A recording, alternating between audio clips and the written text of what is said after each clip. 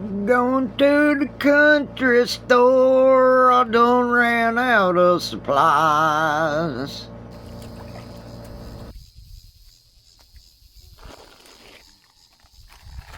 Ta-da!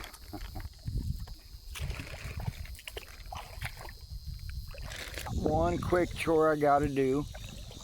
I stashed some water here yesterday in case I lost my water or got real dehydrated and needed more when I got back. Always thinking about that kind of stuff. So I highly suggest when y'all go out on your little adventures, stash you some water and some extra supplies somewhere where you can get to it real easily, because you just might need it. And it's just a good peace of mind. It's a good habit to be in.